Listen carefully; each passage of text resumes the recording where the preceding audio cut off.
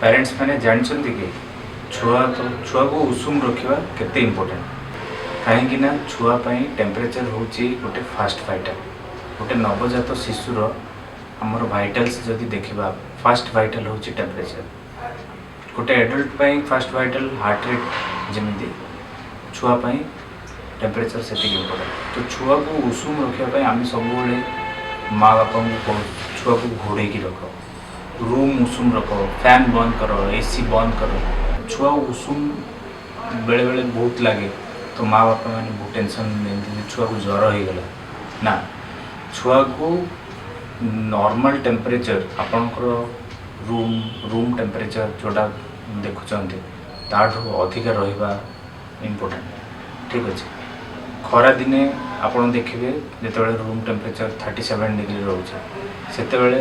छुआर room normal temperature से रही था पारे किंतु यही शीत दिन में छुआर टेम्परेचर बहुत नॉर्मल रूम टेम्परेचर तो अधिक रहा दरकार एवं कथा हो कि रूम टेम्परेचर केतिकी रहा इम्पोर्टेंट छुआ मानकर गोटे नॉर्मल टेम्परेचर जोड़ा रोचे 36.5 डिग्री सेंटीग्रेड रू 37.5 डिग्री सेंटीग्रेड हूँ नॉर्मल टेम्परेचर किंतु आपन देखिए ए रूम टेम्परेचर आपंकर 25 डिग्री रू कम रोचे तो हम केते रूम टेम्परेचर रखा दरकार ये गोटे कॉन्सेप्ट आसूसी थर्मो न्यूट्रल टेम्परेचर हूँ से टेम्परेचर जो कि छुआर बेसल मेटाबॉलिक रेट ऑप्टिमम रोचे बेसल मेटाबॉलिक रेट माने कौन माने आमको नॉर्मल बॉडी रो फंक्शन करने निश्वास नेबा हार्ट रेट हार्ट ठीक काम करवा ब्रेन काम करवा ये सब काम करने जी एनर्जी दरकार मिनिमम एनर्जी दरकार सेटा हूँ बेसल मेटाबॉलिक रेट तो बेसल मेटाबॉलिक रेट को मेंटेन करने आमर गोटे नॉर्मल टेम्परेचर रहा दरकार गोटे ऑप्टिमम टेम्परेचर रहा दरकार जो थी कि यही सब जिनस गुड़ाक सुरखुरी काम करें से टेम्परेचर को थर्मो न्यूट्रल टेम्परेचर करें तो थर्मो न्यूट्रल टेम्परेचरटा पाखापाखि 25 डिग्री टू 28 डिग्री भितर रहे तो आमर रूम टेम्परेचर भी से भितर रहा दरकार 25 डिग्री टू 28 डिग्री तो से रूम टेम्परेचर को मेंटेन करने आपण फैन बंद करेंगे एसी बंद करेंगे किंबा आपण छुआ को भले कि घोड़े रखिए रूम टेम्परेचर से मेंटेन करें मनकर भावतु आप रूम टेम्परेचर 25 डिग्री रू कम अच्छे ताहले छुआ को उषुम करने आमको केतेटा अलग स्टेप्स नाक पड़ो जमीती कि आम छुआ को भले कि घोड़े रखापी ताकू गोटे प्री वार्म क्लथ व्यवहार करें माने आगुरी उषुम थिबा कपड़े घोड़े रखा कि वुलन क्लथ व्यवहार करें किंतु से ध्यान रखा दरकार जो वुलन क्लथटा छुआ जमीती कि डायरेक्ट कंटाक्ट रे आसो छुआ को सब गोटे कॉटन कपड़ा रैप करेंगे तापर गोटे वुलन किंबा किसी गोटे वार्म क्लथ कवर करें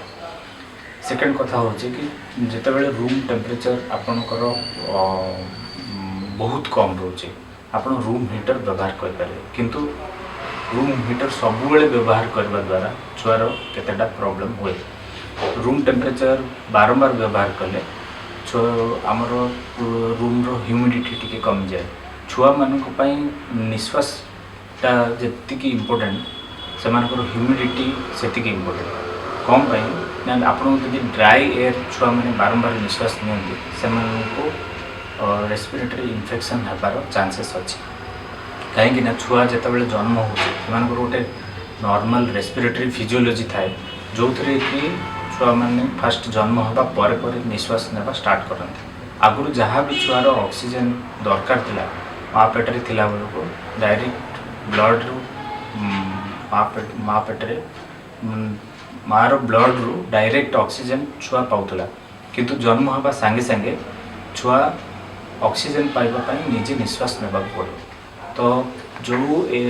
फ्लूइड गुड़ाक तार लंग्स रे थाए से गुड़ाक क्लीयर होगा बेले बेले टाइम लगे तो सेतेबेले नाकटा आमको ह्यूमिड गोटे ह्यूमिड एनवायरनमेंट रे आमको ऑक्सीजन नेबा दरकार रूम एयर जो मैंने आम इनहेल करूँ से जो ऑक्सीजन रोचे गोटे ह्यूमिडिफाइड ऑक्सीजन रहा दरकार जदि ड्राई रोचे ताहले आम असुविधा हो तो से बहुत गुटे पेरेंट्स अच्छा छुआ को उषुम रखापी कवर न करके रूम हीटर बारंबार व्यवहार करते कि बहुत लंबा समय पर्यंत व्यवहार करते सेमती हेल्ले आमको रूम ह्यूमिडिटी बहुत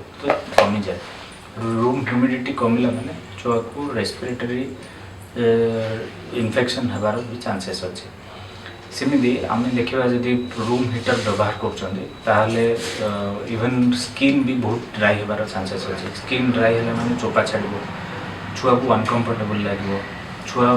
अनकंफर्टेबलनेस को रिप्रेजेंट करने बारंबार कांदते छुआ मैंने बहुत अनकंफर्टेबल फील करते।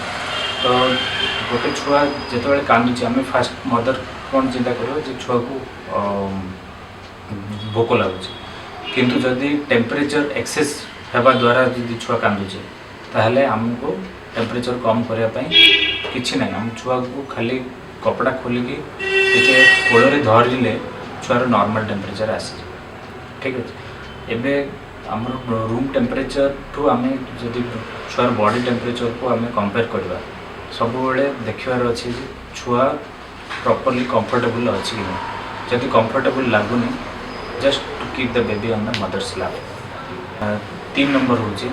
छुआ मानकर जो लगुच टेम्परेचर बहुत बढ़ीगला मदर मैंने डर जाती फीवर आसला तो फीवर को मेजर करने आमको सब गोटे थर्मोमीटर दरकार। जनरली आम रिकमेंड करा गोटे डिजिटल थर्मोमीटर मर्क्यूरी थर्मोमीटर से भांगार चांसेस अच्छी। छुआ मैंने एपट सेपट हो हाथ बजे फोपाड़ी देवे तो मर्क्यूरीटा गोटे टॉक्सिक मॉलिक्यूल एटा पॉइजनस मॉलिक्यूल से आप स्किन रे टच हेले असुविधा इवेन पार्टी रे बाजिला माने से गुड़ा पॉइजनिंग होबार चांसेस अच्छे। तो सब आम डिजिटल थर्मोमीटर व्यवहार करें। डिजिटल थर्मोमीटर आप सब चेष्टा करंतु गोटे फारेनहीट रीडिंग नापी आउ गोटे सेंटीग्रेड रीडिंग नापी मुझे ऑलरेडी कही छुआ मानकर नॉर्मल टेम्परेचर 36.5 डिग्री सेंटीग्रेड रु 37.5 डिग्री सेंटीग्रेड थाए। तो 37.5 डिग्री सेंटीग्रेड रु जदि अधिका आसूची ताहले आम कंसीडर करवा छुआ को ज्वर अच्छे बोली। सेमती आपन को फारेनहीट डिग्री जदि देखिए ताहले जदि अप टू 99 डिग्री पर्यंत हमारा नॉर्मल तो 99 डिग्री जदि अधिका इन फारेनहीट स्केल जदि आसूचे ताहले आम फीवर बोली कंसीडर कर। एबे मोस्ट ऑफ द टाइम जेहेतु छुआ ऑलरेडी कवर हो कि पेरेंट्स माने वार्मर व्यवहार कर रूम हीटर व्यवहार कर छुआर टेम्परेचर में भी एनवायरमेंटल टेम्परेचर को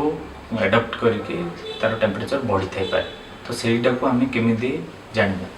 तो जेहेतु छुआ मानकर body surface area in comparison to body weight अधिका थाए से जदि आम किसी समय खोलिकी रखा कपड़ा बाहर करदे से तुरंत हीट लूज कर कैपेसिटी अच्छी से तो से छुआ को जदि आम किसी समय खोलिकी रखा पाखापाखि 3 to 5 मिनिट्स रखा तापर टेम्परेचर मेजर करवा से भी टेम्परेचर जदि 100 डिग्री फारेनहीट रु अधिक आसूची कि आपणकर सेंटीग्रेड स्केल रे 37.5 डिग्री सेंटीग्रेड रु अधिक आसूची आम कंसीडर करवा ज्वर बोली। तो यही ज्वरटा जो गुड़ाक आम कवर करने जो कि रूम हीटर व्यवहार करने जो ज्वर आको डिहाइड्रेशन फीवर कहते। ये फीवरटा जनरली आम कपड़ा बाहर करदे कि रूम हीटर बंद करने द्वारा नॉर्मल हो जाए ठीक अच्छे। Most of the time dehydration fever को करेक्ट करने छुआ को डीक्लॉथिंग करवा आउ ताको एक्सेस फीडिंग करवा माने बारंबार फीडिंग करेले ये टेम्परेचरटा कमी जाए। 5 नंबर हूँ छुआ मानू जिते ठंडा हो मनकर हाथ गोड़ ठंडा पड़ जाए से जिनसटा को आम कहवा कोल्ड स्ट्रेस। कोल्ड स्ट्रेस माने छुआ मैंने जस्ट गोटे एमिनेंट माने नॉर्मल टेम्परेचर रू ठंडा आड़ को जाऊँ छुआ मान ठंडा है माने कौन असुविधा कौन हो जेहेतु मुझे टेम्परेचरटा आमर गोटे फास्ट वाइटल टेम्परेचर जिते कमुची छुआ मानकर बाकी ऑर्गन फंक्शन भी से फंक्शन करवा टिके कम कर चांसेस अच्छे। स्पेशली छुआ मान सेकेंड मोस्ट इम्पोर्टेंट ऑर्गन हूँ लंग्स। लंग्स जिते काम करूनी ताने कौन निश्वास बंद होगा जाऊँ तो स्पेशली आम देखु जो गुड़ा प्रीटर्म था स्पेशली जो मैंने 1.5 किलो कम था से टेम्परेचर हाइपोथर्मिया टेम्परेचर कमिबा को हाइपोथर्मिया कहुए। तो जो टेम्परेचर कमुची से एपनिया हमार चांसेस अच्छे। एपनिया मैंने निश्वास बंद हो जाए पारे, ठीक है। तो गोटे बेबी गोटे न्यूबॉर्न बेबी जदि 20 सेकेंड रू अधिका निश्वास बंद करके रखुची ताको आम एपनिया कहू। तो एपनिया है माने छुआर रेस्पिरेटरी फेलियर होबार चांसेस अच्छे। तो रेस्पिरेटरी फेलियर भाया डेंजरस जिनस इवेन आपणकर टेम्परेचर कम होगा जो हो पाए। तो आप बुझिपारे जे आप टेम्परेचर केते इम्पोर्टेंट। तो आम हाइपोथर्मिया को प्रिवेंट करने जनरली ये जिते सब प्रिकॉशनरी मेजर्स मैं ऑलरेडी कहली। तो हाइपोथर्मिया को रिकॉर्ड करने आमको कौन दरकार किसी ना, आमको छुआर पाद हाथ फास्ट देखार अच्छे। जदि पाद हाथ ठंडा अच्छे सांगे सांगे तार कोर बॉडी टेम्परेचर देखा। कोर बॉडी टेम्परेचर माने आमर हार्ट पाखापाखि जी स्किन अच्छी से ही पाखे आम टेम्परेचर देखा। तो आम छाती रे देखा जदि छुआ छाती पाखे भी ठंडा लगुच डेफिनेटली छुआ बहुत ठंडा पड़गला, निश्वास बंद होबार चांसेस अच्छे। तो छुआ को सांगे सांगे आम ताको कवर करवा। इवेन आपड़ से टाइम जदि रूम हीटर लगे चाहिए लगे पारे। एबे कथा हो कि जदि हाइपोथर्मिया है आउ आपण नोटिस कर छुआ लेथार्जी अच्छी। लेथार्जी माने जदि छुआर एक्टिविटी एत भल ना, बांदा अच्छी, खाऊनी, कांदुनी, ताहले आम डेफिनेटली कनसिडर करवा जे टेम्परेचर कम होगा जो छुआर ऑलरेडी कॉम्प्लिकेशन स्टार्ट हो सारा। आपड़ जिते जल्दी पारे छुआ को उषुम करूँ आउ उषुम कपड़ा ताको हॉस्पिटल पहुँचेगा दरकार। कहीं गोटे जदि छुआ टेम्परेचर निजे मेंटेन करें छुआर किसी कॉम्प्लिकेशंस होता है कि अंडरलाइन किसी गोटे रिस्क फैक्टर थाई पारे। अंडरलाइन रिस्क फैक्टर माने आइदर छुआर इन्फेक्शन थी जोटा को आम नियोनाटल सेप्सिस को कि छुआर ब्लड ग्लूकोज कमी जाता है जो को हाइपोग्लाइसेमिया कहुए कि किसी मिनरल डेफिशिएंसी भी थाई पारे जोटा कि यार कॉम्प्लिकेशन किसी गोटे कॉम्प्लिकेशन रू स्टार्ट होता है। तो यही सब जिनस गुड़ाक आमर टेम्परेचर द्वारा डायरेक्ट रेगुलेशन रे अच्छे जोटा कि खाली छुआ को उषुम रखा द्वारा एत गोटे कॉम्प्लिकेशन को आम प्रिवेंट कर। एबे जदि छुआ को हाइपोथर्मिया अच्छी फास्ट आम ग्रेजुअली टेम्परेचर बढ़ावा दरकार। इमिन नहीं कि छुआ को एकाथरे हीटर पाखे नहीं रखिदे, ठीक अच्छे। सेमती रखा द्वारा डायरेक्ट हठात टेम्परेचर बढ़िया द्वारा छुआर बहुत गुड़े कॉम्प्लिकेशन हो पाए जमीक इंट्रावास्कुलर ब्लीडिंग भी हो पाए, इंट्रावेंट्रिकुलर ब्लीडिंग भी हो पाए।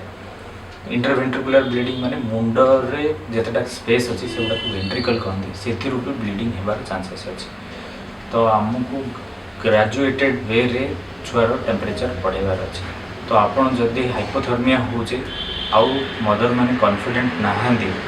कौन असुविधा हम कौन ना, स्पेशली जदि छुआर निश्वास नबार असुविधा हो छुआ लेथार्जी अच्छे,